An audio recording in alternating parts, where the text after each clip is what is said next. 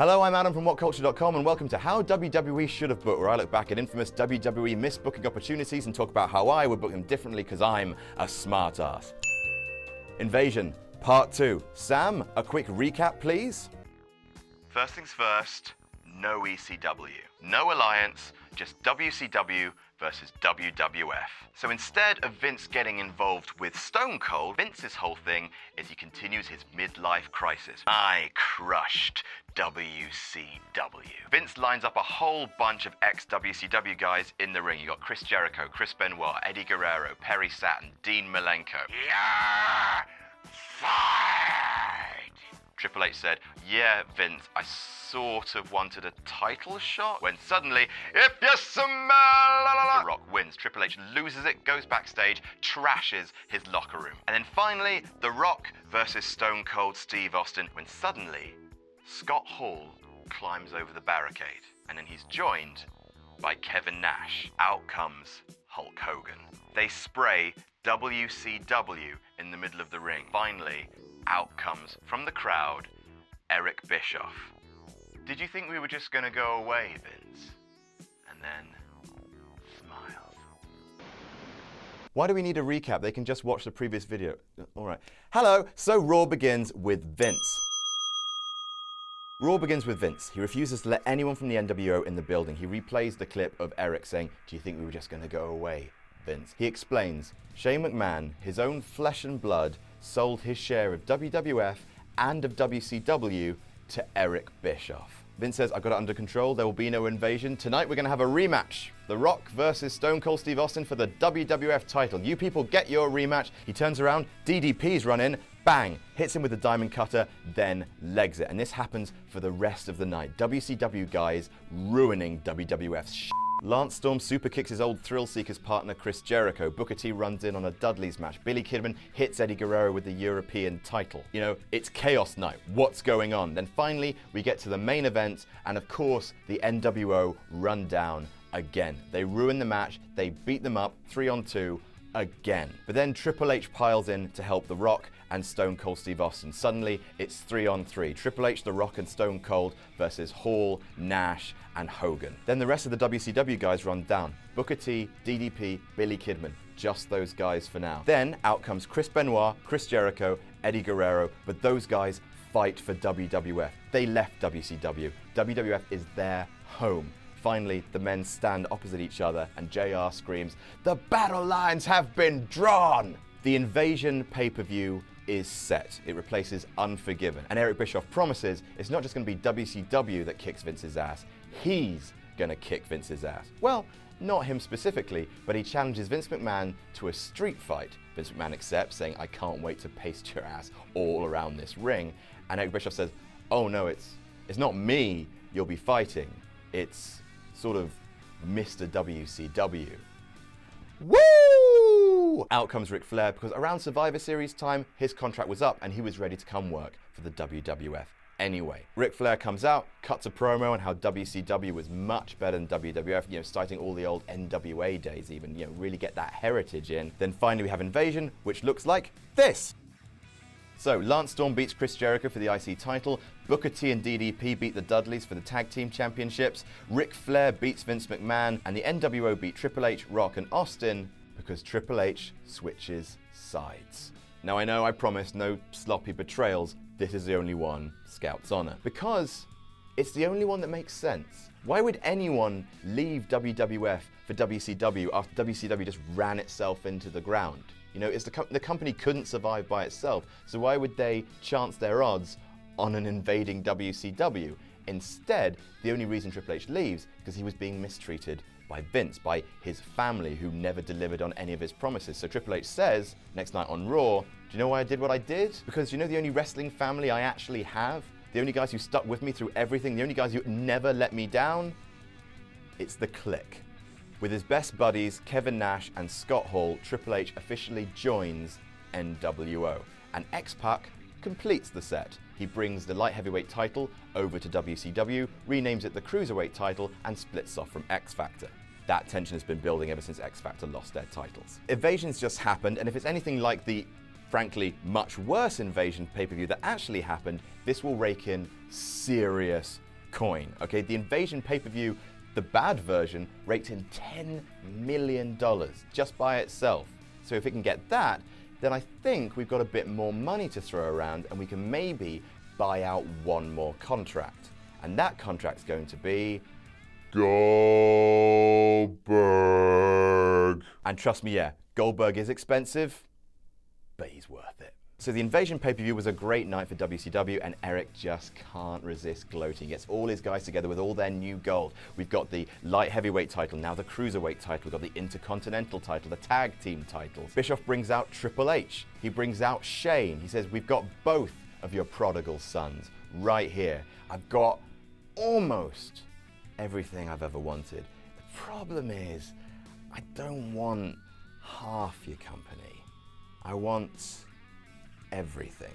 So he brings out Vince McMahon and says, Vince, I've got a proposition for you. You think you can beat WCW? How about this? Survivor Series, 5-on-5 elimination tag match, winner take all. The leader of the winning team, they control the WWF. So Vince McMahon is like, no, that's a stupid plan. Why would I risk my company? And Eric says, I thought you might say that. And then suddenly Triple H turns around and pedigrees Shane McMahon. After all, they've got everything they wanted from the guy, so they punish Vince McMahon's son in front of him. And Vince, because he's slowly turning babyface, is like, get your hands off my child, thanks. So Shane McMahon is left lying in the middle of the ring. Eric makes everyone else leave, makes everyone leave the ring, and then just as Shane McMahon is rising to his feet, he turns around, and guess who slid in the ring? Goldberg. BAM! BAM! BAM! BAM! Goldberg spears Shane McMahon out of his trousers, and he picks him up, jackhammers him, busts him open with rights and lefts. Goldberg just keeps hitting him and hitting him and hitting him until eventually Vince says, all right, you've got your match. Just please stop murdering my son. And Eric says, thanks, Vince. Smug old grin. The final image of the night is Vince cradling his bloodied boy. Babyface turn confirmed. So we've got Survivor Series. That card looks like this.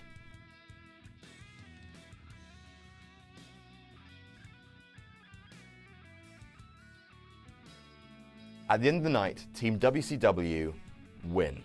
It can be by shenanigans, if you want. I don't think it should be, because after all, WCW will finally have established itself as a force to be reckoned with, like bad guys that can get stuff done, which they never were in the old Invasion angle. JR and Heyman are like, what the hell is happening now? What do we even tune into tomorrow? Is it going to be Monday Night Raw? Are we going to be WWF anymore? What is going to happen? The world as we know it is over. The World Wrestling Federation as we know it is over. Next night, the fans tune in droves to see WCW Monday Nitro. The same old title. Out comes Eric Bischoff to open the night, and it looks just like Nitro used to look. You've got the WCW ring. The Titantron is gone and replaced. Everything is WCW except for JR and Heyman. So Eric Bischoff gets to the ring and says, well, you gonna see some changes around here. So Bischoff's in the ring. He brings out a battered Vince McMahon and tells him, you're fired. He announces some changes to the calendar. It's going to be Monday Nitro and Thursday Night Raw. But Bischoff tells the fans not to worry. He's not going to change everything. You know, he's going to let JR and Heyman still call the action on commentary. But then he says to Heyman, Heyman, I like your moxie, kid. You're doing a good job. Tell you what, I'm going to double your pay. I'm going to give you twice as much as JR has because you know what? I value you. So Heyman basically turns heel commentator and starts siding with WCW for every single match. Because let's be honest, heel Heyman is much, much, much better than face Lawler. I love Jerry the King Lawler to bits, but ever since he turned face, it never quite worked. He didn't have that spark back. You can bring Jerry Lawler back, absolutely, but just have him be an on-air personality. He can be a manager. He'd be a great heel manager. So we keep JR and Heyman on commentary, and Bischoff is saying, well, it doesn't just change there, because, like, I'm not going to fire anyone, guys. That's not the way Eric Bischoff does business. I'm a smart businessman, okay? Look, yeah, I fired Vince, but I'm not going to fire any of the WWF superstars. That's just bad for business. They're just going to go to my competitors. The WWF guys, you can stay. You're probably going to have a bad time, but everyone can stay. Because after all, Uncle Eric's here to make the company better. And speaking of making things better, he announces that he has the power to cancel Armageddon, and instead he books in Starrcade, WCW's answer to WrestleMania. And he says it's going to be the most stacked card you can possibly imagine. I'm going to book you the best matches because after all, I'm better in charge. Goldberg will punish the Giant. He refuses to call him the Big Show. He only calls him the Giant. Angle versus Flair. Clean living and integrity versus the dirtiest player in the game. You got The Rock going up against Hulk Hogan, and you've got Stone Cold Steve Austin defending the WWF title against Kevin Nash. See everybody? What a card. Uncle Eric cares. Smug old grin. So the weeks progress before Starrcade, and Uncle Eric says that he cares, but it's clearly obvious from the way he books things that he's favouring the WCW guys. He weights everything against the WWF guys against their favour. He repeatedly goes against not just WWF guys, but ex-WCW guys like Chris Jericho, Chris Benoit, The Big Show, all the guys who left him, and he's basically running amok. So a few weeks before Starrcade, he stands in the middle of the ring and says, "No force on earth can stop this invasion, no man alive." Lights go out. Then we see on the Titantron some creepy images of graves and smoke and the moon and 3 little girls or something like that. And then a creepy voice says, "He's back." Gong. Out comes The Undertaker, led by Paul Bearer. He's returned to his dead man persona. And JR bigs it up. He is the spirit of the WWF. He has returned to haunt WCW. Undertaker grabs Eric and hits him with a tombstone pile driver. Next week, the final show before Starrcade, Eric realizes, he can't beat The Undertaker by himself, so instead, he needs to bring in a similar creature of the night.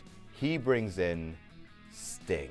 Now, I know we have a lot of problems with Sting, because Sting refused to come to the company because of the way they treated WCW guys. But seeing as this is a less ego-driven angle than the Invasion angle was, hopefully we can coax him over to the WWF. So Sting comes out in eerie darkness, out comes The Undertaker, Sting points the bat at The Undertaker, Undertaker cuts his throat. That's the final image before Starrcade, the card of which looks like this. Goldberg beats The Big Show, Angle beats Flair, The Rock beats Hogan, The Undertaker beats Sting, and Kevin Nash, with Scott Hall's help, beats Stone Cold Steve Austin. We have a new WWF champion, and Austin celebrates this by Stone Cold stunnering everyone in the building. Stone Cold goes up against the entire NWO, beating on all of them. The next pay-per-view is sold out. That's right, the Royal Rumble is cancelled. Boo. Nuclear heat on Uncle Eric, who thinks, hey, I'm just doing what I think's best for business, guys. Austin's going up against the entire NWO, so the match is made. Austin versus Scott Hall versus Kevin Nash versus Hulk Hogan, a fatal four-way for the WWF Championship at Sold Out.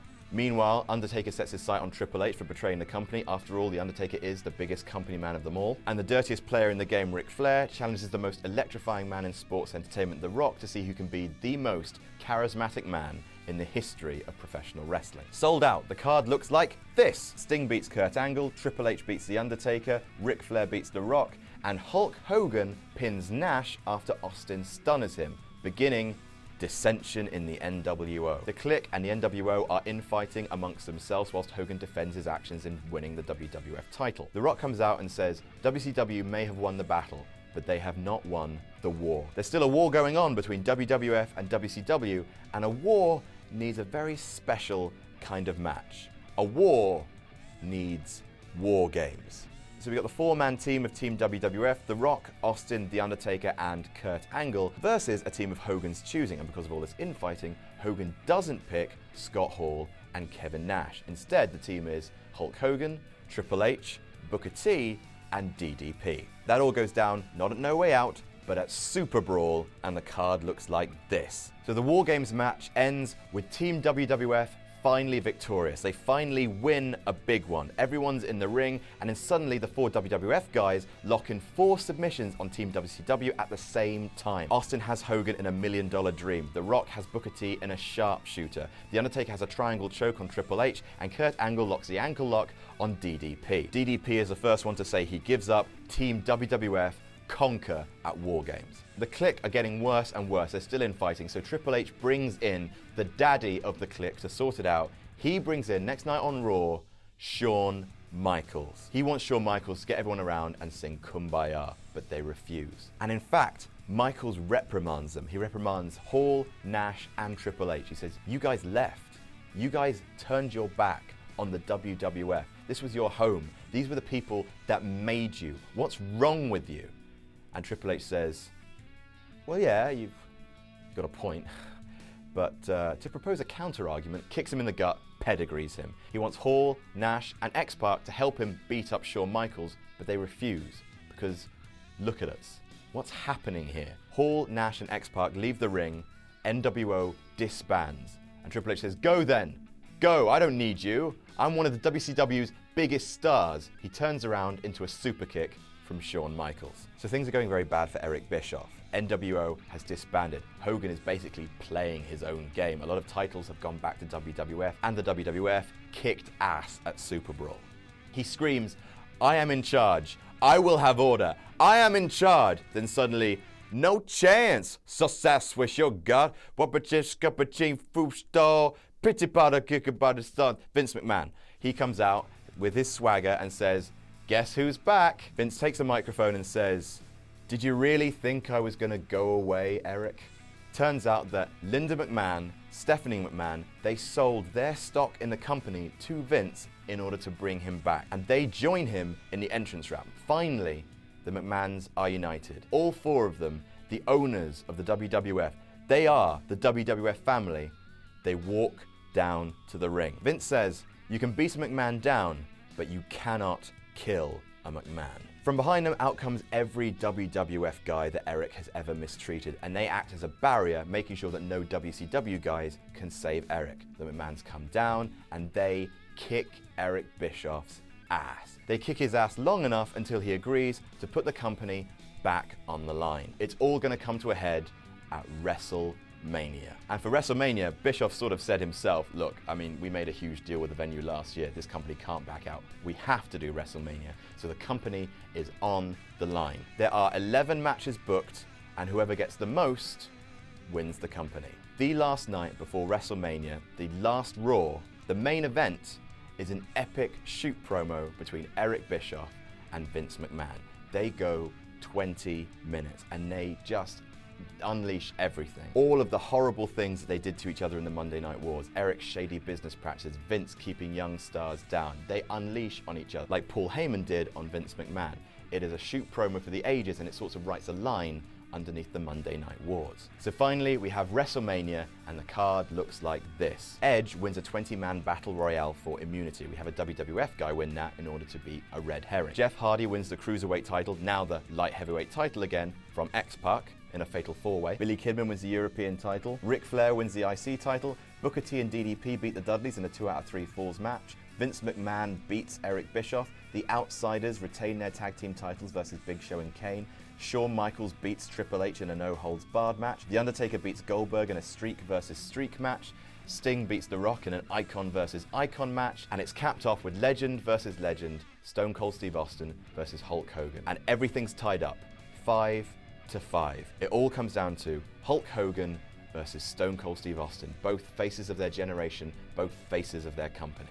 In the middle of the ring, Stone Cold hits a stunner, 1, 2, 3. He beats Hulk Hogan, regains the WWF Championship, and WWF win back control of the company. And WrestleMania 18 ends with JR screaming, tune in tomorrow for Monday Night Raw. And it begins with an address from Vince McMahon, and he calls out Eric Bischoff. And he says, look, over the last few months, you fired me.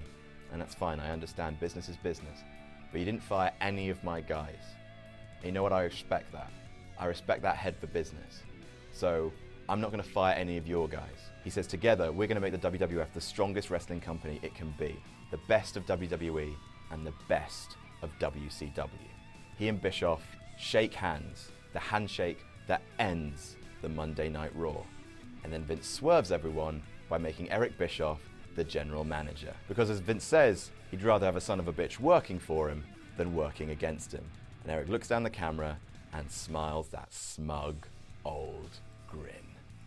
So guys, invading guys, how did I do? Well, Adam, against all the meager odds I threw at you, you still managed to persevere and push back the Wrestling with Regret invasion. I can't believe this. I can't believe it. I can't believe that I, an outsider, lost this confrontation that you yourself helped put together. Why does this all sound so familiar? You know what? This isn't over. That awkward moment when your invasion angle flops harder than a fat chick at the beach. Okay, and what about you guys at home? Did I book it better, or did I just bring in established names to help artificially raise the stakes and sugarcoat weak booking? Wink. Let us know in the comment section. Don't forget to like, share, and subscribe. Follow us on YouTube, follow us on Facebook, and make sure you follow Brian Zane from Wrestling with Regret and Grim from Grim's Toy Show. Huge thanks to those guys for helping out. And you can follow everyone on Twitter here. I'm Adam from WhatCulture.com. Happy New Year. We'll see you soon.